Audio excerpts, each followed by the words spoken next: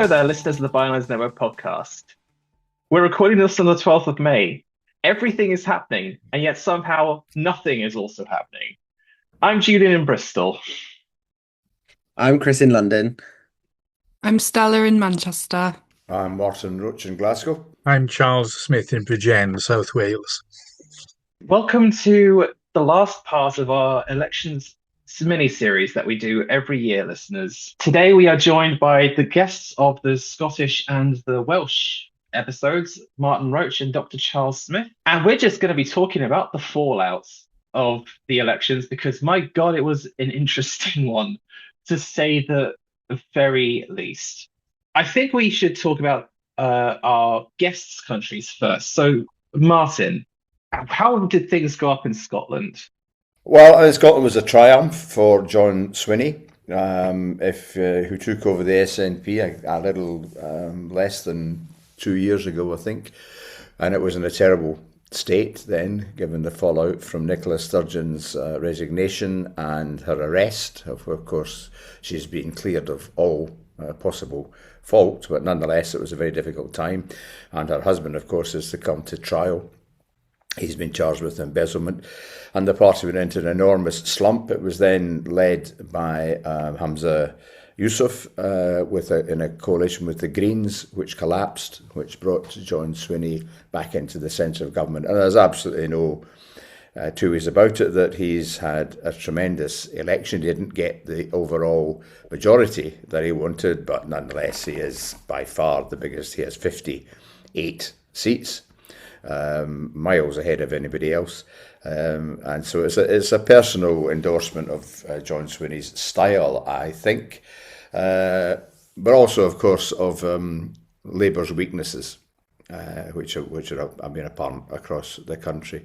Terrible night for the Conservatives in Scotland. They lost 19 seats. They had been the second biggest party at Holyrood, and of course, Reform came storming in. They ended up with 17 seats, the same as Labour. Now, it's not, 20 years ago, Labour were the government in Scotland, and they're in this terrible position now. I'm not sure if I wholly blame Keir Starmer.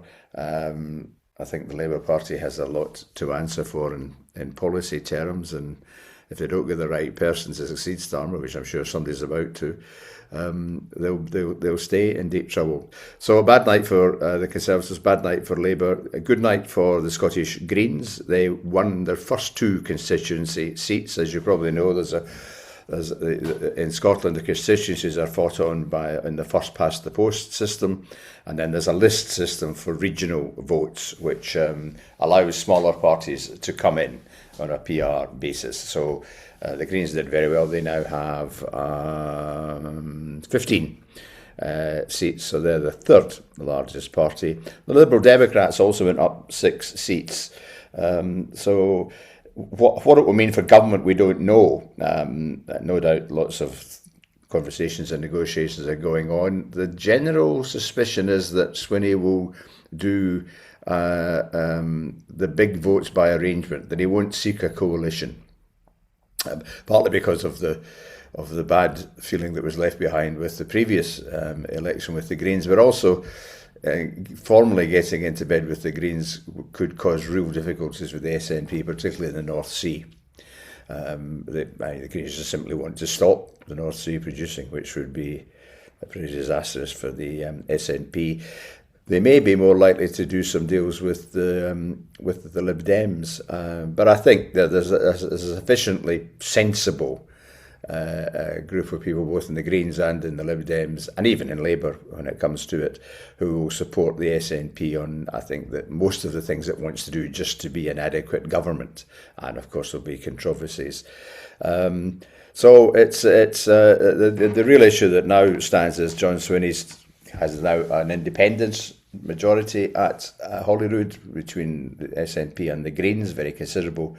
Both are pro-independence, and he's talking about a second referendum on independence before the next general election. Now, whether that comes to pass or not is an entirely moot question at the moment, but the constitutional question will continue to haunt Scotland as it has done for almost 20 years now. The other big issue, it wasn't really a part of the election campaign, but something like 71% of people in the constituencies and 66% in the list voted for parties that are pro getting closer to Europe. So Scotland maintained its position. There was a survey done in January which suggested that 73% of Scots wanted to reverse Brexit. So that survey seemed to be pretty accurate. And I think partly because Labour, of course, is now actively talking about being much closer to Europe. It was one of these areas that distinguished and differentiated the SNP and the Greens from the other parties. So they will step up talking about Europe, I would suggest. So the SNP in a position to have a stable government. Much will depend, of course, on what happens in London and the state of the economy. I guess, the big story of the night was Wales, but and we'll come to that. But the big story of the election in Scotland was the same as it was across the UK. It was about cost of living. It's about people feeling they're being squeezed in every way. And of course, the energy cap is freezing today in Glasgow. We've had a relatively nice spring, but in the last few days it's got very cold, and it's going to get colder still in the next few days. And for those families and households who are struggling with energy costs, when the cap goes in July, the £100 and odd that Labour are talking about to soften the blow will be wholly inadequate. So I think the cost of living issue will rise up on the national agenda fairly soon. So that's the picture in Scotland. Would you say the election night was a success for reform? Because, a fun fact, I stayed up until like midnight just waiting for the results to come in. Reform did not get like a single constituency by themselves. In fact, the leader of Reform in Scotland had to get in from the listing system, which you explained to me. Basically, not a single Reform MSP got in by themselves. Would you say, like, I know 17 seats is a lot, and I'm not denying that. Would you say that was a good sign for Nigel Farage in Westminster? It was a disappointment, I think, to Malcolm Offord, who's the leader in Scotland. I mean, Offord is a very dynamic character. He's been he's a man who likes to win. He's been very successful in his business career. He likes success. The polls are predicting 20 to 22 seats, and they didn't get that. And he, in fact, came third in his own constituency vote, which I think would have been a blow to him because it was his own hometown. But nonetheless, really, it doesn't matter very much. The system is there, and you now have Reform, as in so many other parts of the UK, you now have Reform as a significant group of people in the Scottish Parliament, and they will have to be given the attention of the Scottish media, and they'll get much more of a share of the voice now. I think the fear among many people is, of course, will they act in the same way as they acted in Strasbourg and Brussels and be wholly disruptive and unpleasant in many ways. No doubt, like most other places where Reform have representation, we will have a few scandals to come, but we haven't had those yet. But there will be a noisy presence, and they will change Scottish politics. There's absolutely no doubt about that. The big question now, of course, is for the Conservatives, who held on to the seats they did hold on to, were in very, very conservative, traditionally conservative areas. But the big question is for the Conservatives in Scotland and at national level: where do they go? Where do they pitch themselves, or are they finished as a force? I think also if Reform grows stronger in England, the instinct or the sentiment for independence will grow stronger in Scotland. That's not to necessarily say that people will vote that way, but I think the noise and the sentiment, because Nigel Farage is not liked. Malcolm Offord made something of an error during the Scottish hustings when he boasted of his business and financial success and said, I own 5 houses, 6 yachts and 5 cars, which of course didn't go down fantastically well with the press or the electorate. But there is the feeling among some people, and I think John Curtis was suggesting some of this, that you could see a harder push. At the moment, the figures on independence are roughly 50-50. So if you got towards a sustained 55-60% for independence, it'd be very, very difficult for Westminster to refuse a referendum. So it wasn't the best night in the world for reform. Wasn't the night they hoped for, but they've still done very well, and they're here and they're a presence. I mean, just a quick question on just one last sort of one from me on reform. Really, is that where, I guess, maybe not all unionist voters, but are they sort of trying to pitch themselves as being that representative for people who don't want independence? Because that was a lot of what the Scottish Conservatives were talking about a few years ago. Are they trying to sort of frame themselves and replace them in that way? Yes, to a very considerable extent. I mean, they made sure they called themselves Reform UK. That's the name of the party across the UK, and they made sure here. I mean, Scottish politics, particularly in the west of Scotland, is complicated by sectarianism. And there's a lot of working class Conservative voters historically who were pro-union and anti-independence because of their very strong pro-union position. Orange Lodge, people with lots of connections with Northern Ireland, etc. So, and they tend, of course, to be in those rundown working class areas where reform targets its vote. So they made quite a lot of being anti-independence and being pro-union. So yes, they would certainly pick up votes. So you see it really in the west of Scotland in particular as they support Rangers Football Club. The working class, it's a declining force, but many of these families are involved with the Orange Lodge, and they were working class Conservatives, and they're moving towards reform. I think the problem they see with Conservatives is the same as the rest of the country, because they see a party that had the opportunity of doing something with Brexit just made an absolute disaster of it, at the same time as making a disaster of the economy and presiding over people getting poorer. I suspect that the issue of people getting poorer and the cost of living was a much more substantial issue in Scotland than immigration. Even though immigration was an issue, it wasn't front and centre as it might be in other parts of the UK.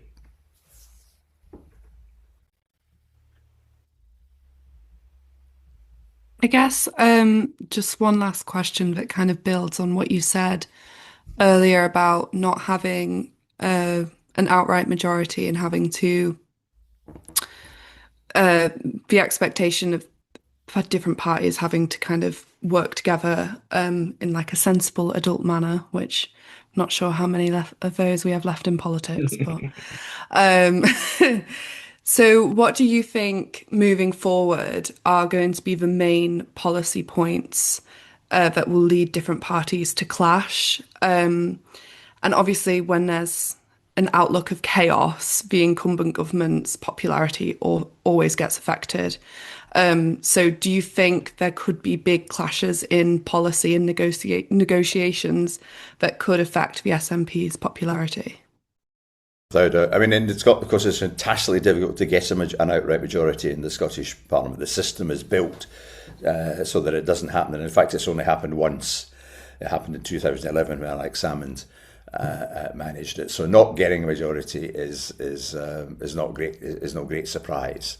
And in fact, it would be quite remarkable had he got the majority. Yes, there will be the policy areas, the NHS, of course.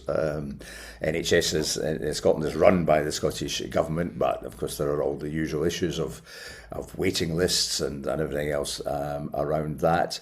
In Scotland, there's particularly again in the West Highlands of Scotland and the Clyde coast, there's enormous issues with ferries. I mean, the ferries, there are 300 islands out there. Not all of them are supplied by ferries, of course, but there's about 30 islands where the ferry is the lifeline, and there's been disasters with ferries over the last 10 years, and it doesn't seem to be getting better. So that will be an issue. There are concerns about the state of Scottish education, much exaggerated in my view, but nonetheless, there will be huge pressure on the SNP to see improved results from education. The North Sea, of course, environmental issues will be big. The Greens will be seeking to move away from all fossil fuel. There was a very interesting new development today where an abandoned coal mine, of course all coal mines in Britain are abandoned, but this is what they call a super pit. Somehow or other we're going to use the coal to produce new electricity, but we're going to do it underground. How we're going to, I'm not quite sure how the technology of that works. But the North Sea will be a massive issue. Also, of course, will be the proliferation of wind turbines. Scotland is the most wind productive country in Europe, and we're now supplying almost 100% of our electricity on a daily basis with wind. But there are significant parts of Scotland where people are saying this place is too beautiful. It's important. It's part of our heritage, but it's also a terribly important part of tourism. We may have had enough of turbines, but there'll be. We've yet to see exactly what the pressures are on the energy industry as a fallout from what's happening in the Gulf and with the Americans and Iran. But that will have some form of impact, and the Scottish Government will have something to say there. Labour, whether this continues under a successor to Starmer, we'll wait and see. But I suggest that Labour, of course, want to see new nuclear power stations. And the planning consent for nuclear power stations in Scotland is a Scottish Government function. The majority of Scots are opposed. They're not opposed on ideological grounds. They simply say, if we're producing all this very cheap, clean energy, why on earth do we need to build these very expensive, even these what they call small nuclear reactors are actually quite big. They're about, the buildings themselves are the size of a big high school, and they take about 30 acres of land, and they're very expensive and they take a long time to build. So a lot of people in Scotland say, why are we bothering with this? But Labour may at some point put a lot of pressure, and they might try to find ways either through legislation to take the powers away from Edinburgh, or through some sort of bribe to do it. Reform, say, if they ever get into government, they will remove that power from the Scottish government. So that would set up a big issue with both the SNP, who are against nuclear power, and the Greens, of course.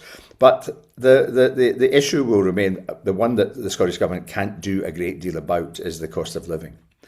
But people expect their politicians to solve their problems, and most people, are not nuanced about where the responsibility lies. So they'll be looking to the SNP government to do something about it. So I think that's where most of the fight will be. It's a difficult position for John Swinney, just exactly how much energy and effort and noise he puts into the independence argument, because what happens when you do that is it gives the opposition lots and lots of opportunity to attack you, and most of the Scottish press, who are pro-Europe but anti-independence, will take against them. And when I say the Scottish press, I mean the traditional Scottish press, papers like the Scotsman that I write for, and the Herald, and the Press and Journal, and Aberdeen. The Press and Journal is the biggest selling paper in Scotland, not the Mail, which sells huge numbers of copies in Scotland, but it's not considered a Scottish paper. It would be in favour of nuclear. And of course then, as in all politics, the issues you never dreamed would because of vast amount of noise will suddenly come up and cause a vast amount of noise.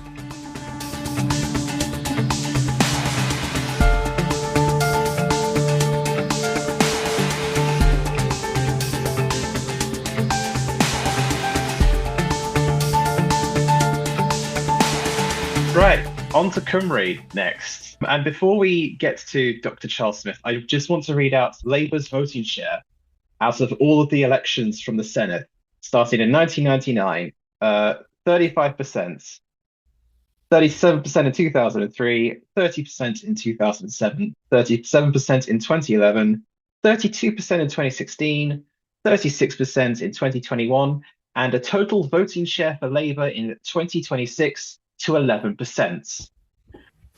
Charles Smith, what happened?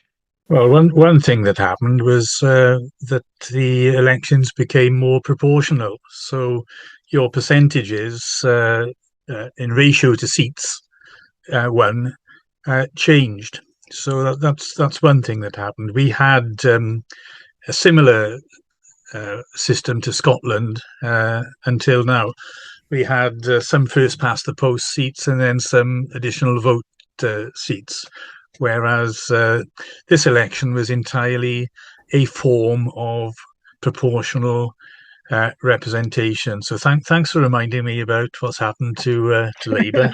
to put my cards on the table and declare an interest. I'm a Welsh Labour and Cooperative member. That's that Labour and Cooperative thing is a little historical thing that goes back to the late 1890s and the early 1900s, when a group of bodies, including the Cooperative Party and the Independent Labour Party and all sorts of other organisations, set up a parliamentary committee. So the first, linking with Scotland, the first Labour MP was a Scotsman who settled into a Welsh constituency, and the first Labour Prime Minister was a Scotsman who settled into a Welsh constituency. We are talking about Keir and Ramsay MacDonald. I would say that this was an historically bad day for Labour, but there are lots of reasons for spinning on the positive side of this. I think what we've seen in Wales is a win for progressive parties against a regressive party or two regressive parties. We've seen a boost for devolution. Devolution had become quite moribund, to be honest, with the last Labour administration, certainly. It had lost its way a little bit. So we've had a boost for devolution, and we've had a boost for Europeanism against anti-Europeanism. So those three things give me a lot of hope for the future. I used to be very friendly with some Conservatives and One Nation Tories. I was more friendly with some of those than some of my so-called Labour colleagues. To be honest, your Labour colleagues would stab you in the back as easily as Tories. But I can't find anything attractive about the current bunch of Tories. You know, people like Robert Jenrick just make me want to puke, to be honest. He's in reform now, so, you know. Yeah, well, yeah. The other thing which was quite curious on election day was the closed list system that we are using in Wales.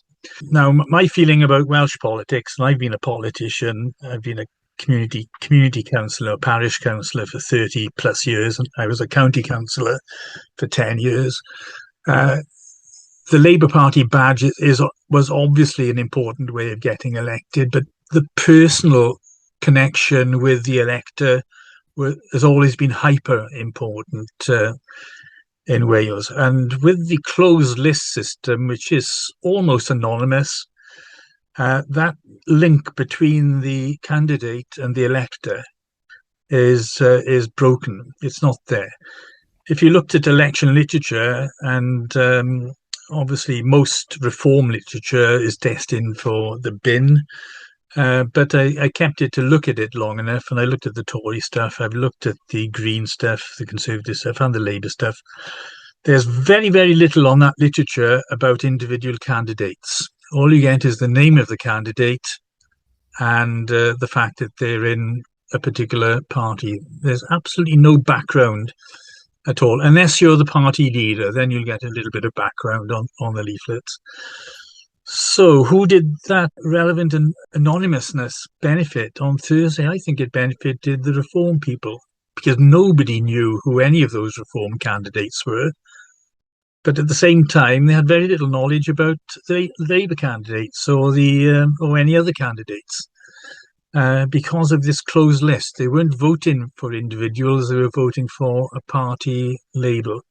And I don't like it. I get a feeling that I'm just endorsing a list of candidates that's been put together in a smoke-filled room somewhere, as we used to call it. So what I'm hoping is that by the time we have the next election in Wales, that closed list will have been opened and there'll be a little bit more of a connection between the elector and the voter. I dare to dream it might even go to full single transferable vote, a proper proportional system. But there's no doubt about it that closed list benefited the rejects and the ex-Tories who popped up on the reform list at the last minute. Nobody knew any of them from Adam. The constituencies were bigger this time. What's happened is that parliamentary Westminster constituencies have been welded together so that 32 constituencies for Westminster became 16 super constituencies for the Senedd in Cardiff, with 6 seats in each of those, making 96 in all. And just that one fact of welding 2 constituencies together meant that even familiar politicians became a little bit unfamiliar in the other half, if you see what I mean. Charles, will the Green Plaid Cymru be able to get its policies, its main? Will it be able to get its budget through? What are its main policy platforms? Okay, I don't think there's going to be much of a problem there. I think Labour will have the biggest. The 9 Labour members will have the biggest task in adjusting to a more sort of cooperative sort of arrangement. I don't know whether they've started calling themselves the opposition at all. The Greens and the Lib Dems, the 2 Greens and the 1 Lib Dem, I think fall more naturally into this European style of consensus politics. The Labour individuals will have to adjust to it. Obviously, Reform will want to oppose Plaid policies, but most applied policies are actually very, very similar to Labour policies. Let's be honest. I don't think Plaid will go for the independence propaganda. I think their top priority will be to show competence and to show that they can be trusted in government. And looking at them, I think they can pull that off.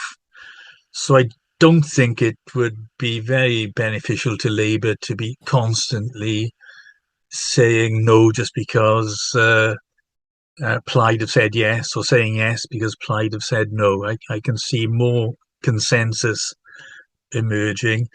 Reform have only got 2 policies that I know of, which is number 1, stop the boats, and number 2, they don't like the 20-mile-an-hour speed limit in Welsh areas. They haven't figured out that this is happening everywhere, not just in Wales. It's happening in all our cities and communities, that the speed limit is reducing to 20, as it is all around the civilized countries in Europe. What's the boat count on the Gower Peninsula? Charles, one of the things, I was speaking to a friend of mine who's an ex-Labour European apparatchik who lives in rural Wales, and his estimation was that the small farmers had almost universally gone to reform.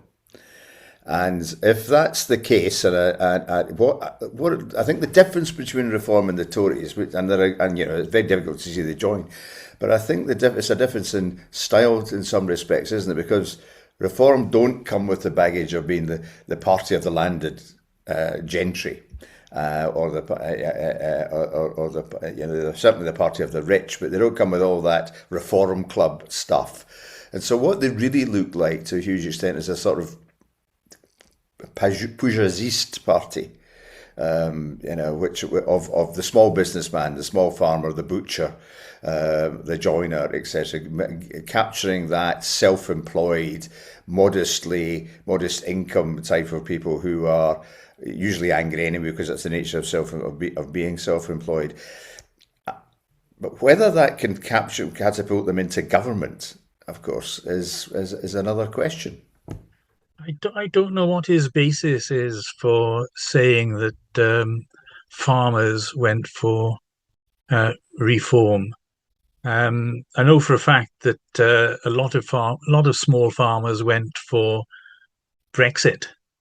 Now, Yeah. if they haven't learned that lesson now, there's some sort of disconnect in their thinking, which does reflect a wider disconnect, doesn't it? People don't seem to be connecting reform with Brexit, even though reform is stuffed with Brexiters and very right wing Brexity ex-Tories. So I would push back on your rural Wales friend. Actually, I'd like to see some. He is an English incomer, of course, so he may not. Maybe he doesn't That's understand. fine. That's fine. We're all income. Most of us are incomers. If you go back at least 2 generations, as I say, my dad was English, but applied Cymru activist, and my mother was Spanish left-wing socialist.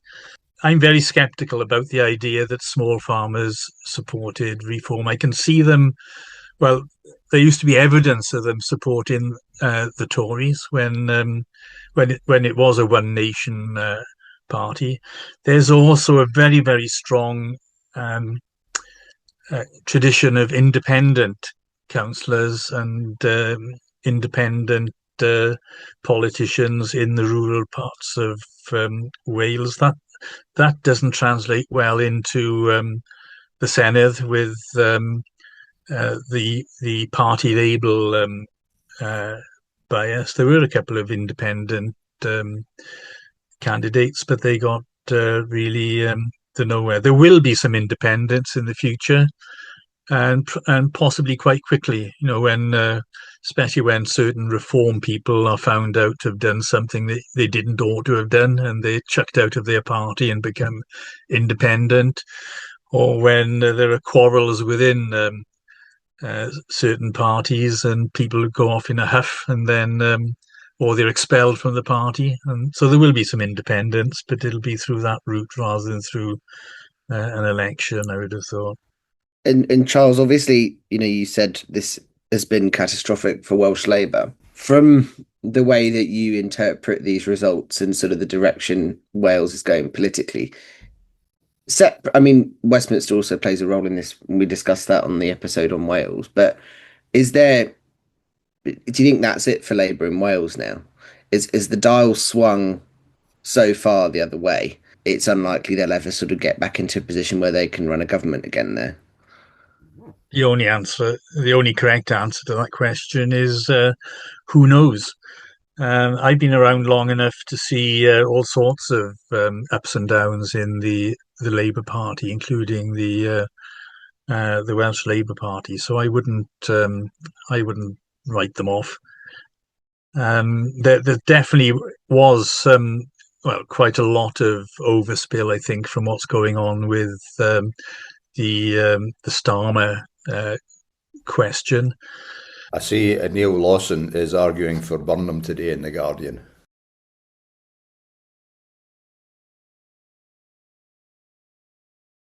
I mean, these things are possible. You need to slow things down, of course. Somebody will stand aside. It always happens. Yes, I don't think it's ever happened to Labour. It certainly used to happen to the Tory party. Could I say a few things about policy? Because I've been droning on about the actual electoral system and PR and so on. I think it's very important that we look at what the Welsh Parliament needs to do. Fianna Fáil, who's now confirmed as the First Minister, top of his list is going to be the Welsh NHS and also cost of living. Underlying all that is the economy of Wales. The last Welsh Parliament and the one before actually have missed out on is the European dimension. In Wales, our first parliament, the National Assembly in 1998, was established when Wales was well integrated into the European economy. We had friends across a whole continent with different cultures and histories and different regional differences. We had Welsh politicians with direct access to regional development funds coordinated from Brussels without politicians in Westminster acting as gatekeepers.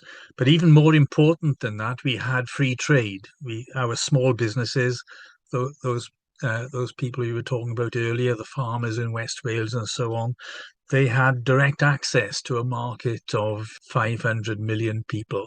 And what every economist knows, dating back to 1776 and Adam Smith, is that more trade means more incomes and less trade means less income. So you don't have to be J.M. Keynes to figure out that leaving the European Union would give a hammer blow to the British economy and the Welsh economy in particular. And also, last but not least, Welsh citizens had freedom of movement across an entire continent. Well, all that has been taken away.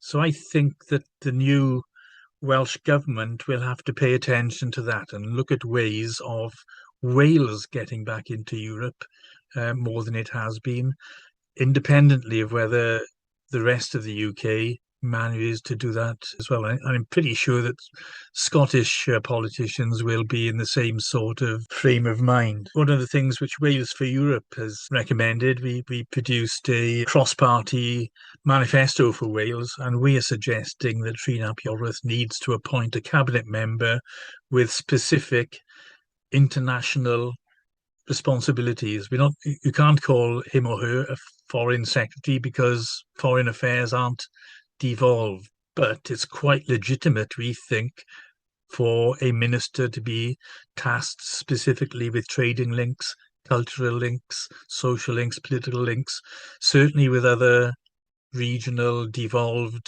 and historic nation administrations around Europe. So that's one of the things we're looking for. Yeah, I think you're spot on with that, Charles. The SNP, of course, have had such a minister for the last 19 years. The last 19 years we're in power. The incumbent, of course, lost his seat, one of the few failures of last week. But he's almost certainly going to be replaced by a man called Alan Smith. And Alan was, in fact, he's only the second person ever to have been elected an MP at Westminster, an MSP in Edinburgh, and a European Parliament MP after Winnie Ewing. One of the things that's happened, and I'm the PR man for the European movement in Scotland, is that the Scottish Government has given us fantastic access. We've had very helpful conversations and a lot of access in Brussels through the Scottish office there. So I think the Greens do have an international relations minister of some form, particularly focused on Europe. That's a really important thing to do. I mean, we haven't seen any tangible benefits. It's up to the parliaments, of course, themselves to negotiate with Westminster on all the technical stuff. But we're building up for the future, and these things will fade in the end, I'm sure.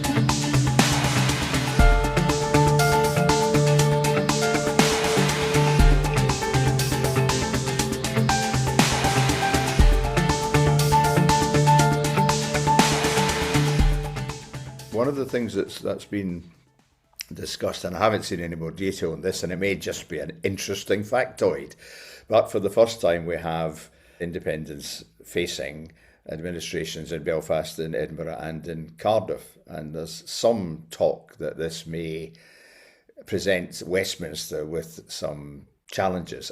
Personally, I'm not sure, I can't really see it, but I just wonder whether you had any refined thoughts about it.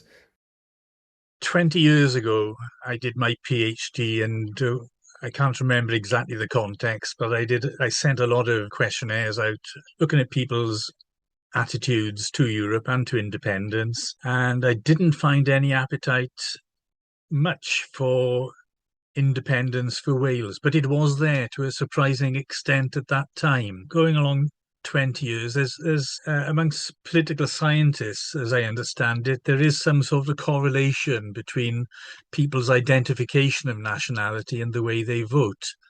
So devolution, making people feel that they're more Welsh than British, that seems to bear out that hypothesis a little bit. The only thing I can really think of, if you'll want my opinion, is back in 2016, just after the referendum, I distinctly remember telling my friend this could possibly lead to the balkanization of the United Kingdom and the British Isles. Not necessarily like the whole war thing happening, but what happened to Yugoslavia could happen to the United Kingdom. And it's so weird. Me, so notoriously bad at predictions, somehow getting this right. Because I don't know if that's going to happen, but we are pretty damn close right now, I think. Well, here's my prediction. My prediction is that if or when Farage became Prime Minister, then what you're saying will accelerate. If Farage becomes Prime Minister in 3 years' time, Ireland will reunite fairly quickly. Scotland will be the next one to go independent. A Scottish independence referendum would go over the line, I think, and then Wales would follow. Imagine Wales being the one left behind. I lived in London and Kent for 35 years, and I certainly saw it, and I saw my children being educated in England. There's a crisis in English identity, and it's not all to do with immigration. The English had forgot it was partly due to some degree of superiority. That we are empire, we are rulers of the world, etc. And the English had forgotten their own culture and their own identity, and I think this fed in when immigration did become a problem. Whereas in Scotland and Wales, of course, there's a much more distinctive identity. The balkanisation issue it's an interesting word because, of course, in the case of Ireland, it'll be the reuniting of a country that should never have been separated anyway. And so the real difficulty in all of this, and none of it may happen, of course, I think Ireland will, at some point in the next 10, 20, 30 years, be reunited. But the real problem for this is how England sees the world. It will be an economic problem and a difficulty for those nations that leave the UK because much of their wealth and future and security will depend on how London behaves. But it'll be a psychological challenge for England. Where does it stand in the world? I do think English politics has moved, or English identity has moved towards a very hyper-local conception of who you are. I can at least attest to that in the north. I'm not sure what it's like in London, because I have a bit of a joke that people from London are just at the centre of the universe, so they don't have to really think about it too much. I mean, on your point about London, Stella, it's interesting. I think people acknowledge, well, most, I think, people who live in London acknowledge how diverse the city is and how much of a benefit that is. And like your identity is a Londoner. Like you could be from France, you could be from Denmark, you could be from America, you could be from Singapore, and you could live in London. But you're a Londoner if you live here. Like that's what you make it. I guess some regions have that. Yorkshire would be remiss to not talk about them. So maybe English identity is just fragmented into regions. Well, in that scenario, it would only be England balkanised. Ireland, Scotland, and Wales would have self-government, but definitely within a European context, which means it's not balkanisation. There are strong international links there. England would be the odd one out there. I think the issue about the real question about the success of reform in the English elections is, can they sustain it? Can they actually now build a sustainable party machine? It's a very difficult thing to do. Well, as good a transition as any to talk about the elections in England, I think. Chris, Charles, I'm sorry to say this, but this is the absolute truth. If the Welsh elections was a disaster for Labour, the English elections was an unmitigated disaster for Labour. As I'm sure everyone here knows this, Labour is very well protected within the cities. They're very successful within the cities. And before this, most of the cities where Labour had success, Liverpool, Manchester, London, Newcastle, all of them were considered like safe Labour seats. And even the councils were like majority Labour. That is no longer true for a lot of them. Reform took Sunderland, and I don't really think people are making that much of a big deal out of it, but Sunderland has been like Labour stronghold for pretty much as long as Wales has been, and they lost it. Quite frankly, I'm surprised Starmer's still here. We're recording this on the 12th, by the way, listeners. Like if Labour losing Wales wasn't enough, then this should have been more than enough for Starmer to be ousted, because it's the 12th. I'm surprised he's lasted this long, if I'm being honest with you. I'm going to get to the positives in a while, but we need to talk about this. Well, Jules, what I will say, it's the 12th of May, but it's only 3 minutes past 8. There's still there's still quite a lot of hours in the day left. I've got the news on the television above my laptop on silent, but I can see what's going on. And we'll talk about maybe a bit more on what's going on with the leadership later. But you're right, it was catastrophic. And it is absolutely understandable why Labour MPs have reacted in the way they have over the last sort of 24, 48 hours, especially looking at some of the councils that were lost. You've already mentioned Sunderland. Birmingham was lost by Labour as well. That is the largest local authority in Europe, and that they've held it for 14 years. That's gone. The interesting thing to me was that in London, Labour lost quite a lot of councils to the Greens, but they lost quite a lot of councils to no overall control as well. So that vote was just entirely split. But, losing 38 councils is an absolute disaster. And something needs to change. What needs to change is above my pay grade, but I can say from my perspective, it's definitely the leader to start with. Well, but the issue isn't really the future of the Labour Party. The issue really is the future of the country, because if Labour don't win and the Conservatives don't look as if they're going to win, certainly in England, Reform are going to win. So it's how does this? I mean, the Lib Dems will do better, I imagine. But this is the real issue you're going to have to find somebody who's capable. One of the issues you get with devolution, a lot of ministers that have English only responsibilities aren't known in Scotland or Northern Ireland. A little bit more in Wales, but not completely. So they're an unknown quantity.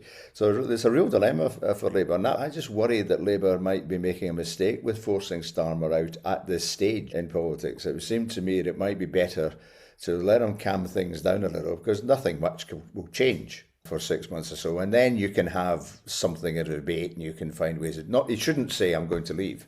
He should say I'm staying, and perhaps the party should shut up and let him get on with it.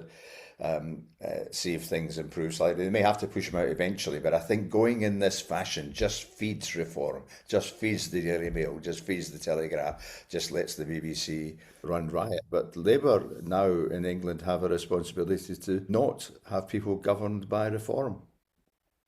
You have councils in London, and that's where I live. So there were lots of councillors who lost their seats. We talked about this when we did sort of the overview, the preview of the elections in England. And I wanted to sort of briefly pick up on a point Martin made before about sort of Reform gaining seats as well, like loads and loads of seats in quite a lot of councils. There are a lot of places that have suddenly got new parties in control. Reform, obviously, I saw their leaflets in London. It was all about immigration and getting Keir Starmer out. Not being funny, that's not what a local authority does. Similar stuff with green literature, and not really around where I live. That was a very hyper localized campaign, very much focused on NIMBYism and sort of protecting the green belt and things like that. But I have a worry that you will have a substantial amount of councillors who've not done this before, who don't know what they're doing. Reform councillors, especially who've been elected, who sort of ran on the premise of stopping the boats and cutting waste and like that Doge style department that Trump had. And they're going to walk into local authorities across the country and look at the balance sheet and go, what are we supposed to do with this? The problem, of course, was that these were not local government elections. This was a national election. This is a sort of a plebiscite, a referendum on Labour and the rise of Reform held at local level. So the real issues, really, as far as I could tell, observing from here, didn't come out in many English places at all. It was just an old-fashioned battle. And it's the nature of the febrile political time we live in. I'm going to move on to some positives. Everyone here, feel free to tell me that I'm delusional, because I'm going to be honest with you, I'm reaching for a lot of these. But in my immediate analysis of everything that was going on, Reform's dominance in it, the only phrase that really comes to mind to me is a paper tiger. So at the last general election, me and Chris noted at the time that while Labour did win a lot of seats, a lot of those seats had like very tiny majorities.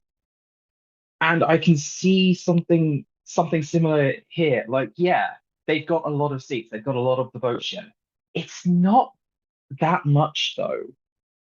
They got 30% of the vote at the last local elections in 2025. This time, they only got 26% of the votes share. There's a significant drop. Every single poll that I see doesn't have them in outright majority numbers that Labour had, even on like their bad days. The current one that came out today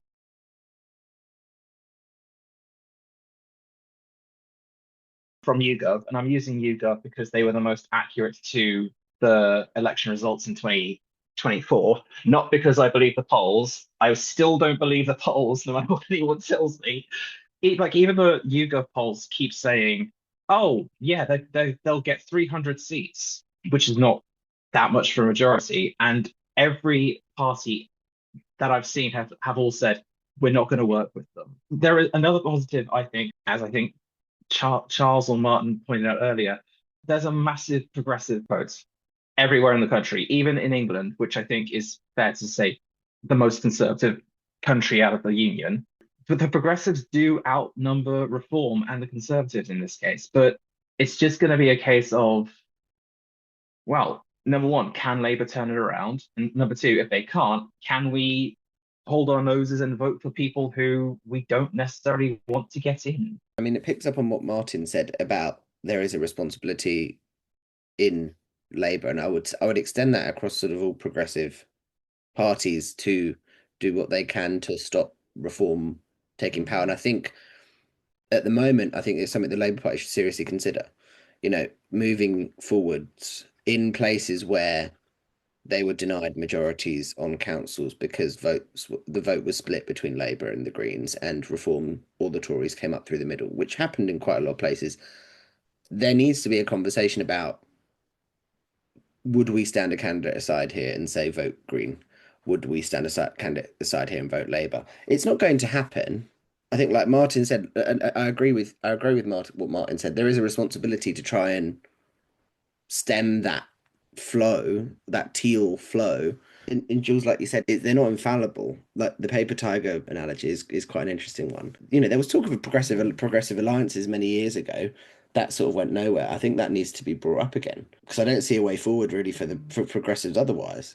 It should also be noted that a lot of the candidates in the 5 days since the election, there seems to be at least one headline that says Reform councillor steps down, or Reform councillor resigns, or Reform councillor is forced out because of insert bigoted thing here. Well, I've seen a lot of people who you would characterize as progressive despairing over the England results, but I think it's maybe obvious to us because we're involved in politics, but I think maybe a lot of people don't realize that this was only a third of councillors being voted in. So, say in Salford, a lot of Labour councillors lost their positions. It was all very emotional because people have been doing it for years. And a lot of people were talking as if now Reform controls Salford City Council, which isn't true. It's still a Labour-led council, just at a small majority. So I think people should really keep that in mind, that obviously if it was all councils across England, it would be a very different story.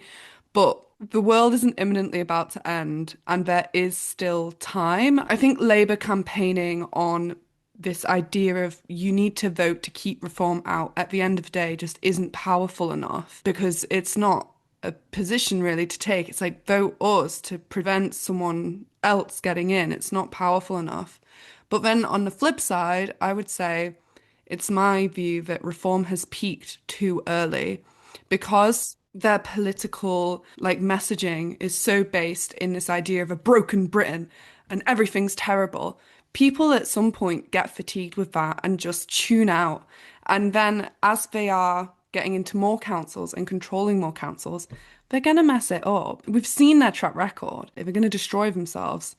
But maybe that's just me coping with the whole thing. There's a degree of wishful thinking in that, of course, but you might be right. I mean, let's hope you are. But they'll solve a lot of their problems, and they've got masses amount of money, and they've got time as well. The real issue here is what do the centre do about it? And I think and I'm sure Charles would have had this, will endorse this. When the wind's in your sails in politics, it's quite difficult to lose.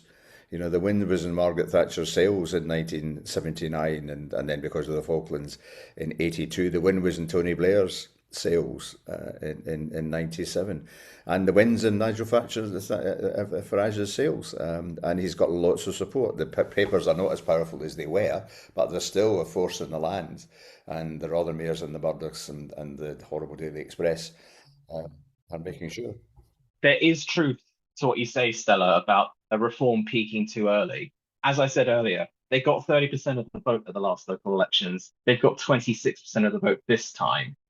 And every single poll that I've seen, to varying degrees, of course, because some of them favour reform, but to varying degrees, they all say reform peaked too early.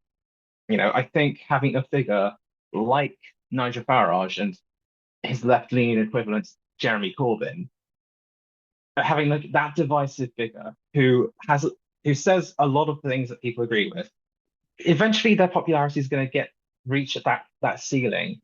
And apparently Reform's ceiling is like between 25 and 28% of the votes. I do despair at this, really. Martin was making a really good point. And, I've said before, I feel like the Labour Party still is sort of the best vehicle that exists at the moment to deliver progressive change. The issue is it's been hijacked by a group of people who aren't interested in that. I despair because I don't know where to go from here as a member. I think what will happen in the next 48 hours will certainly be interesting. I mean, you can see the progressive votes there. I mean, look what happened with the Greens. Like people want that, but unfortunately, people also seem to want reform at the moment. That's my closing thought. Labour need to change something, and I think it might need to be their leader, because if they don't, what happened to the Democrats in 2024 will happen to Labour in 2029, or whenever they call an election. On that happy note, I've been Julian in Bristol, listeners. I've been a very despairing Chris in London. And I've been a cautiously optimistic Stella in Manchester. I'm Martin Roche in Glasgow. I'm Charles Smith in Bridgend, South Wales.